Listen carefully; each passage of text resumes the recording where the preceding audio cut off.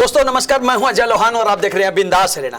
बिंदास हरियाणा के खास कार्यक्रम टिकट के दावेदारों में आज हम बात करेंगे असंध विधानसभा क्षेत्र की। आज हम आपको बताएंगे कि यहां के जातीय समीकरण क्या कुछ कहते हैं और साथ ही साथ बीजेपी की तरफ से, कांग्रेस पार्टी की तरफ से, इनेलो की तरफ से और अन्य पार्टियों से कौन कौन से वो चेहरे हैं जो टिकट के दावेदारों में सबसे प्रबल है। इसके अलावा हम आपको यह भी बताएंगे कि 2019 के चुनाव में या पुराने चुनाव में क्या कुछ रहा था और 2024 के चुनाव में जो परिणाम रहे हैं उनका 2024 के विधानसभा चुनाव के ऊपर क्या कुछ प्रभाव रहेगा। हालांकि हरियाणा में राजनीतिक सरगर्मियां तेज हो गई हैं। एक तरफ जहां दीपेंद्र सिंह हुड्डा हरियाणा मांगे हिसाब यात्रा निकाल रहे हैं, वहीं कुमारी शैलजा भी यात्रा के माध्यम से हरियाणा में अपना प्रचार करने के लिए, प्रसार करने के लिए और कांग्रेस पार्टी में अपनी मजबूत दावेदारी जताने के लिए निकल पड़ी है। तो ऐसे में पूरा हरियाणा जानना चाहता है कि आखिरकार किस विधानसभा क्षेत्र से कौन से लोग, कौन से नेता, कौन से बड़े चेहरे हैं जो टिकट की दावेदारी जता रहे हैं। इन तमाम मुद्दों पे हम चर्चा करेंगे और आखिरकार हम आपको यह भी बताएंगे कि असंध विधानसभा क्षेत्र से सबसे मजबूत कौन है, सबसे ताकतवर कौन है और कौन टिकट की दौड़ में सबसे आगे है। और इसी चर्चा में हिस्सा लेने के लिए आज हमारे साथ पॉलिटिकल एक्सपर्ट प्रदीप कुमार जी मौजूद है। प्रदीप जी, स्वागत है आपका बिंदास हरियाणा। धन्यवाद अजय जी। आइए अब हम बात करते हैं सबसे पहले यहाँ के चुनाव की। 2019 के चुनाव परिणाम में क्या कुछ रहा था। कांग्रेस पार्टी की तरफ से शमशेर सिंह गोगी ने यहां से चुनाव लड़ा था, 32,114 वोट मिले थे। और वहीं दूसरे स्थान पे कमाल की बात है, असंध विधानसभा क्षेत्र ही ऐसा है जहां पे दूसरे स्थान पे बीएसपी के नरेंद्र सिंह रहे थे, जिनको 30,411 वोट मिले थे और शमशेर सिंह गोगी की केवल 1703 वोटों से जीत हुई थी। या ये कहें कि शमशेर सिंह गोगी ने बीएसपी के नरेंद्र सिंह को केवल 1703 वोटों से हराया था। वहीं तीसरे स्थान की बात करें तो तीसरे स्थान पे बीजेपी के उम्मीदवार सरदार बख्शी सिंह रहे थे, जिनको 28,518 वोट मिले थे। पूर्व सीपीएस भी रहे हैं। वहीं चौथे स्थान की अगर बात करें तो खास रोचक आंकड़े यहां से निकल के आ रहे हैं। चौथे स्थान पे निर्दलीय उम्मीदवार जिलेराम यहां से रहे थे, जिनको 25,137 वोट मिले थे। और वहीं पांचवें स्थान की अगर हम बात करें तो पांचवें स्थान पे भी निर्दलीय उम्मीदवार रहे थे संजय कुमार। संजय कुमार यहां से पांचवें स्थान पे रहे थे निर्दलीय उम्मीदवार के रूप में, जिनको 14,212 वोट मिले थे। वहीं छठे स्थान की अगर हम बात करें तो छठे स्थान पे जेजेपी रही थी। जी हां, 2019 के विधानसभा चुनाव में छठा स्थान मिला था जेजेपी को, जिसकी तरफ से ब्रज शर्मा ने चुनाव लड़ा था। इनको 13,756 वोट मिले थे। और खास बात यह है कि जब ब्रज शर्मा ने यह चुनाव लड़ा था तो ये दावेदारी जता रहे थे जीतने की, और आजकल ये वर्तमान में जेजेपी के प्रदेश अध्यक्ष है। और वहीं अंतिम स्थान जो मिला था जेजेपी के बाद धर्मवीर पाड्डा को। जी हाँ, धर्मवीर पाड्डा जो है वो आईएनएलडी की तरफ से चुनाव लड़े थे, उनको केवल 2,610 वोट मिले थे। आइए अब आपको थोड़ा सा पीछे ले चलते हैं कि आखिरकार 19 की बजाय 14 में क्या कुछ हुआ था। तो 2014 में बीजेपी के बख्शी सिंह विधायक बने थे, जिन्होंने बीएसपी के मराठा वीरेंद्र वर्मा को 4,603 वोटों से हराया था। वहीं अगर हम 2009 के चुनाव की बात करें तो 2009 में हजका के जिलेराम शर्मा विधायक बने थे, जिन्होंने निर्दलीय रघुवीर सिंह विर्क को 3,540 वोटों से हराया था। वहीं अगर हम 2024 के लोकसभा चुनाव की बात करें, क्योंकि अभी ताजा हुए हैं, तो 2024 के लोकसभा चुनाव में क्या कुछ परिणाम रहा था। केवल 1,654 वोटों से बीजेपी के मनोहर खट्टर यहां से जीते थे। जी हां, हरियाणा के पूर्व मुख्यमंत्री मनोहर खट्टर की बात हो, केंद्रीय मंत्री की बात हो, तो वो यहां से केवल 1,654 वोटों से जीते थे। और अगर हम बात करें यहाँ की खास बातों की तो 1977 से लेकर 2024 तक कुल 10 चुनाव असंध विधानसभा में हुए, जिसमें से केवल 2 बार कांग्रेस पार्टी जीती है, जबकि केवल 1 बार बीजेपी जीती है। 1 बार हजका व 6 बार चौधरी देवीलाल के प्रभाव वाले उम्मीदवार यहाँ से विधायक बनते रहे। वहीं अगर हम जातीय समीकरणों की बात करें तो यहाँ के जो जातीय समीकरण है, अनुसूचित जाति के जो मतदाता है वो करीब 66,000 है। ग्रामीण मतदाताओं की बात करें तो 2,28,000 यहाँ के ग्रामीण मतदाता हैं। वहीं शहरी मतदाताओं की बात करें तो करीब 22,000 की आबादी शहरी मतदाताओं की, और वहीं मुस्लिम मतदाताओं की बात करें तो करीब 10,000 आबादी है। तो कुल मिलाकर असंध विधानसभा क्षेत्र की जो मतदाताओं की आबादी है करीब 2,50,000 है। तो इस प्रकार से यहाँ के जातीय समीकरण और पुराने चुनाव का इतिहास रहा। आइए अब आपको बता दें कि बीजेपी की तरफ से, जेजेपी की तरफ से, इनेलो की तरफ से, कांग्रेस पार्टी की तरफ से कौन से वो नेता है जो टिकट के दावेदार है। लेकिन आगे बढ़ने से पहले प्रदीप कुमार जी हमारे साथ मौजूद है। प्रदीप जी, किस तरह से देखते हैं असंध विधानसभा क्षेत्र को? देखिए अजय जी, असंध विधानसभा क्षेत्र हरियाणा के उन विरले विधानसभा क्षेत्रों में से है जी, जहां पिछले कई चुनाव से लगातार बहुकोणीय मुकाबला होता रहा है और बहुत कम वोट प्राप्त करके लोग यहां से विधायक बनते रहे हों, चाहे शमशेर सिंह गोगी हों, चाहे उनसे पहले जो बख्शीश सिंह विर्क हों, या उससे पहले जिलेराम शर्मा जी हों। यहाँ पे बहुकोणीय मुकाबला होता रहा है। और जो पिछला लोकसभा चुनाव में करनाल लोकसभा क्षेत्र में सबसे कम वोटों के अंतर से मनोहर लाल जी इस लोकसभा सीट से चुनाव जीते थे। केवल 1600 मतों से मनोहर लाल जी यहाँ से चुनाव जीते। और शमशेर सिंह गोगी जी जो वर्तमान में कांग्रेस पार्टी के विधायक हैं, वो कुमारी शैलजा के खेमे से आते हैं। और स्वाभाविक रूप से क्योंकि वो सिटिंग एमएलए हैं और बहुत कम अंतर से पूर्व मुख्यमंत्री यहाँ से जीते थे, तो उनकी दावेदारी भी निश्चित रूप से सबसे ज़्यादा मजबूत है। और वहाँ पे वैसे भी क्योंकि किसान आंदोलन में उस इलाके का जो किसान समुदाय है, ख़ासतौर पे सिख और जाट समुदाय, वो किसान आंदोलन में काफ़ी सक्रिय भूमिका निभाता रहा है। तो उस नाते से मैं समझता हूं कि वर्तमान में भी भारतीय जनता पार्टी की स्थिति वहां अपेक्षाकृत रूप से कमजोर रहने की आशा लगती है। जी, आइए अब आपको बता दें कि असंध विधानसभा क्षेत्र से कौन से वो नेता, कौन से चेहरे हैं जो टिकट के दावेदारों में प्रबल रूप से शामिल है। हम आपको बता दें कि बिंदास हरियाणा की तरफ से अलग अलग टीमें भेजी गई और उन टीमों के अंदर जो सर्वे करवाया गया और उस सर्वे के अंदर जिन नेताओं के नाम सबसे ऊपर आए हैं जो टिकट के दावेदारों में शामिल है, उनके ऊपर आइए अब हम एक एक करके चर्चा करते हैं। तो सबसे पहले हम बात करेंगे बीजेपी के टिकट के दावेदारों की। तो यहां से योगेंद्र राणा जो है वो बीजेपी की तरफ से टिकट के दावेदार हैं। जी हां, योगेंद्र राणा 2 बार से करनाल के जिलाध्यक्ष रहे हैं, उपलाना गांव से आते हैं, शिक्षाविद हैं, स्कूल चलाते हैं और काफी कद्दावर जो है वो नेता माने जाते हैं। टिकट के प्रबल दावेदारों में योगेंद्र राणा का नाम प्रदीप जी शामिल है। निश्चित रूप से अजय जी, देखिए योगेंद्र राणा जी पूर्व मुख्यमंत्री करनाल, क्योंकि पूर्व मुख्यमंत्री मनोहर लाल जी का गृह जिला रहा है और उस नाते से पूर्व मुख्यमंत्री के गृह जिले का जिला अध्यक्ष होना एक अपने आप में बड़ी बात होती है। और योगेंद्र राणा जी मनोहर लाल जी के विश्वास पात्रों में से एक हैं। उस नाते से मैं समझता हूं कि उनकी दावेदारी शायद भारतीय जनता पार्टी में सबसे मजबूत दावेदार वो हैं। और क्योंकि किसान समुदाय से आते हैं तो उस नाते से पार्टी उनके ऊपर भरोसा जता सकती है। जी, वहीं टिकट के दावेदारों में जो अगले नाम है, जिलेराम शर्मा है, पूर्व मंत्री सीपीएस भी रहे हैं। जिलेराम शर्मा भी बीजेपी की तरफ से टिकट के दावेदारों में शामिल है। वहीं उसके अलावा सरदार बख्शीश सिंह विर्क पूर्व सीपीएस है। सरदार बख्शीश सिंह विर्क भी बीजेपी की तरफ से टिकट के दावेदारों में शामिल है। अजय जी, जिलेराम शर्मा जी की जहाँ तक बात है, वो वर्ष 2009 में हरियाणा जनहित कांग्रेस से विधायक बने जी। और भूपेंद्र सिंह हुड्डा जी को उन्होंने जनहित कांग्रेस को छोड़ करके अपना समर्थन दिया और सीपीएस बने। परंतु उनका विवादों से नाता रहा और उसके बाद वो अब वर्तमान में भारतीय जनता पार्टी में है। और इसी तरीके से बख्शीश सिंह जी की जहाँ तक बात है, वो एक दौर में आईएनएलडी से भी उन्होंने चुनाव लड़ा असंध विधानसभा क्षेत्र से, और वो फिर भारतीय जनता पार्टी से विधायक बन के वो भी सीपीएस बने। तो दोनों लोग क्योंकि पूर्व विधायक होने के नाते टिकट की अपनी दावेदारी पेश कर रहे हैं। परंतु मैं समझता हूँ कि उनकी दावेदारी कहीं ना कहीं योगेंद्र राणा जी के मुकाबले में शायद कुछ फीकी है।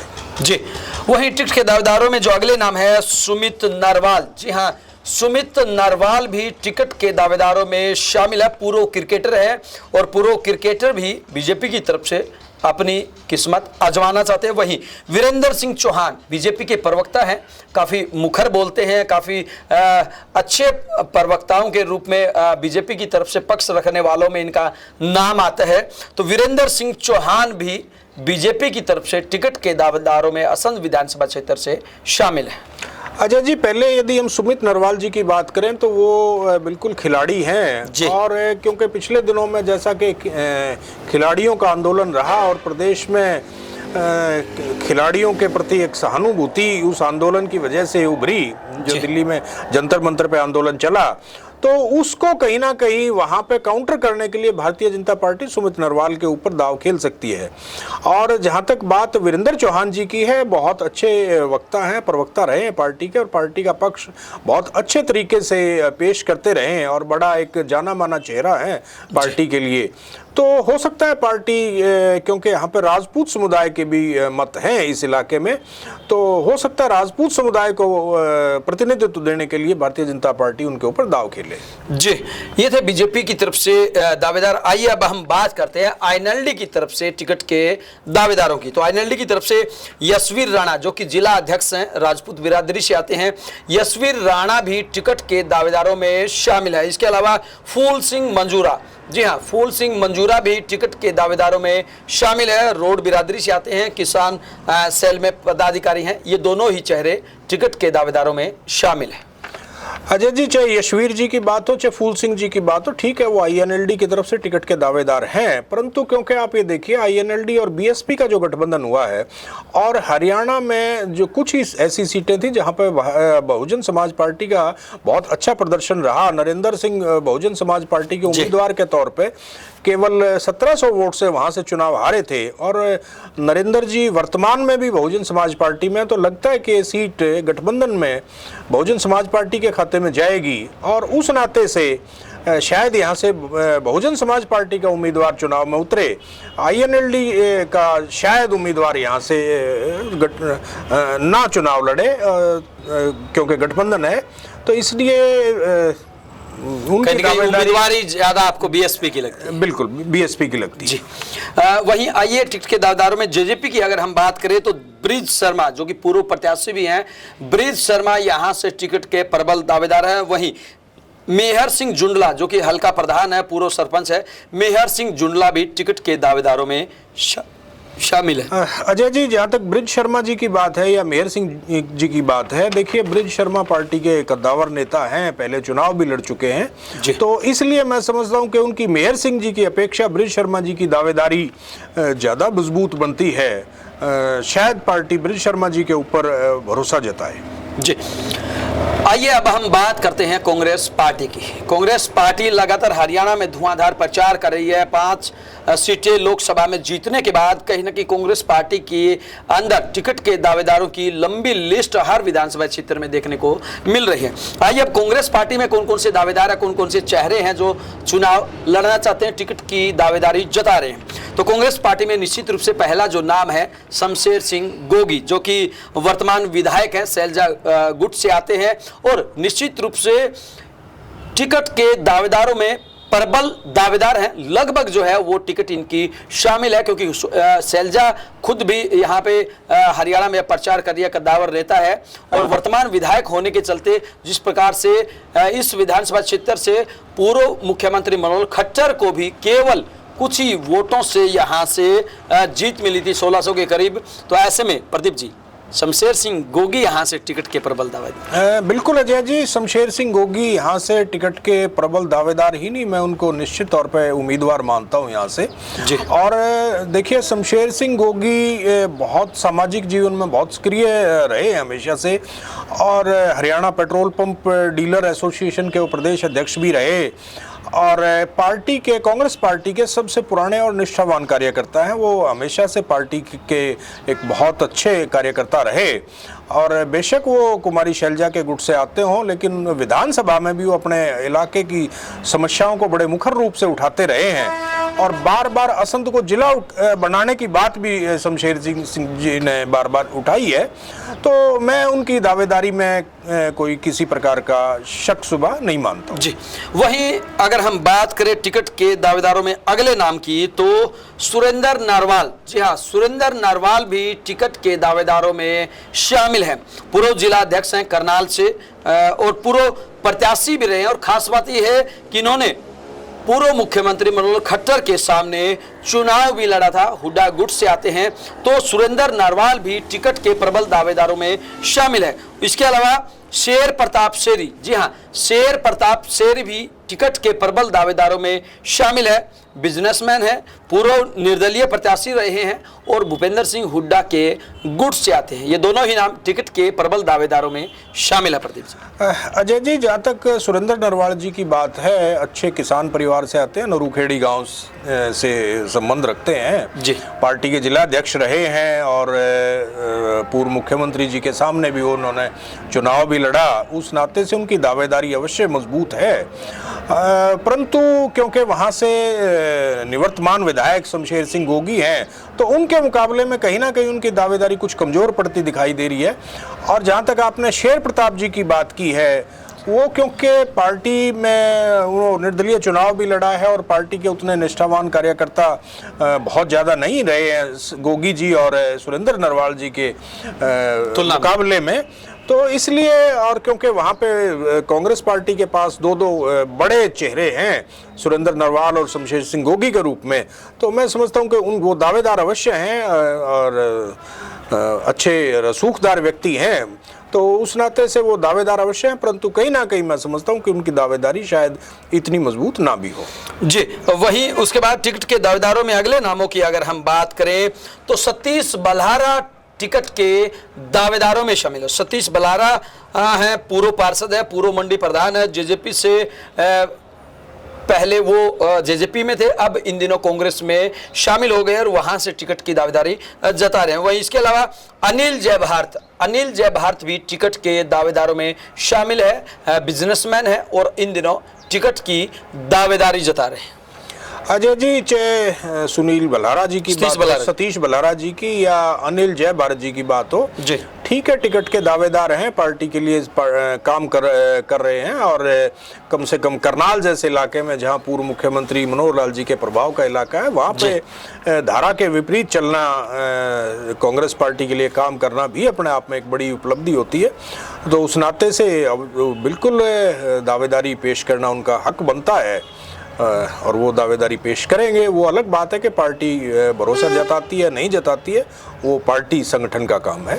जी, वहीं टिकट के दावेदारों में जो अगले नाम है, संजय महिला है, पूर्व जिला परिषद के चेयरमैन रहे हैं और पूर्व आजाद प्रत्याशी भी रहे हैं। संजय महिला भी टिकट के दावेदारों में शामिल है। इसके अलावा राजवीर शर्मा, जी हाँ, राजवीर शर्मा भी टिकट के दावेदारों में असंध विधानसभा क्षेत्र से शामिल है। पूर्व विधायक दयानंद शर्मा के बेटे हैं और इन दिनों काफी सक्रिय हैं। अजय जी, जहां तक आपने संजय महिला जी की बात की है, जिला परिषद के चेयरमैन रहे हैं, उस नाते से सामाजिक व्यक्ति हैं, लोगों से जुड़े हुए व्यक्ति हैं, उनकी दावेदारी है।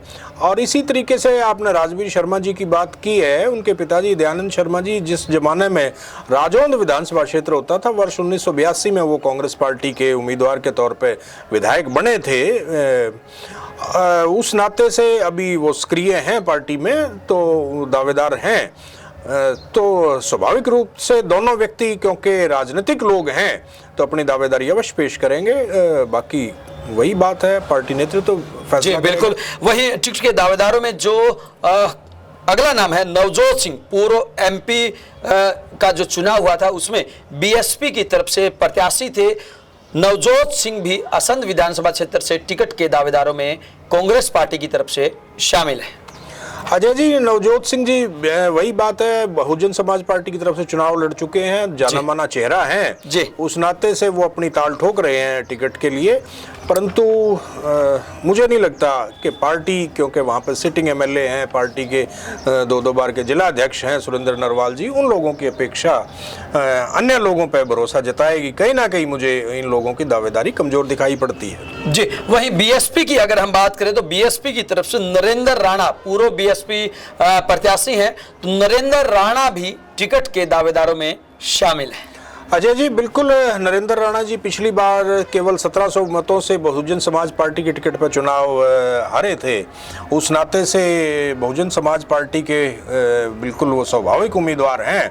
और अब की बार के चुनाव में क्योंकि गठबंधन हुआ है इंडियन नेशनल लोकदल और बहुजन समाज पार्टी का, तो उस नाते से वो बहुत सशक्त उम्मीदवार हैं पार्टी के लिए भी, और चुनाव के लिहाज से भी वो एक मजबूत उम्मीदवार साबित होंगे, ऐसी हम उम्मीद रखते हैं। जी प्रदीप जी, वहीं अगर हम असंध विधानसभा क्षेत्र की बात करें तो काफ़ी अजीब ये विधानसभा क्षेत्र है। जब भी मुकाबला होता है तो किसी पार्टी के उम्मीदवार और निर्दलीय उम्मीदवार के बीच में यहाँ पे मुकाबला देखने को मिलता है।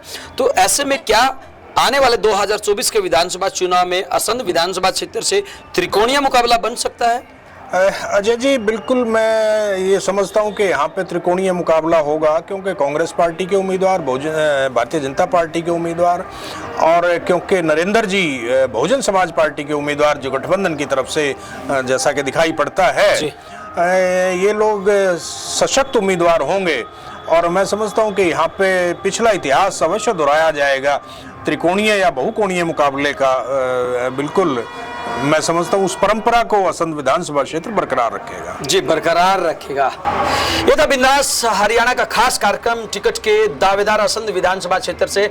आपको क्या लगता है, अगर किसी उम्मीदवार का नाम, किसी नेता का नाम बिंदास हरियाणा के सर्वे में छूट गया है तो आप हमें कमेंट बॉक्स के माध्यम से बता सकते हैं। साथ ही साथ जो ये नंबर हमारे स्क्रीन पे फ्लैश हो रहा है, इस नंबर पे कॉल करके भी अपनी राय, अपनी प्रतिक्रिया हमें दे सकते हैं। कल फिर मिलेंगे एक नए विधानसभा क्षेत्र के साथ और आपको बताएंगे कि वहां के जातीय और साथ में राजनीतिक समीकरण क्या कुछ कहते हैं, और साथ ही साथ वहां के हल्के का, उस हल्के का मिजाज, जनता की सोच क्या कुछ कहती है। तब तक के लिए दीजिए आपके अपने साथी अजय लोहान व पॉलिटिकल एक्सपर्ट प्रदीप जी को इजाजत।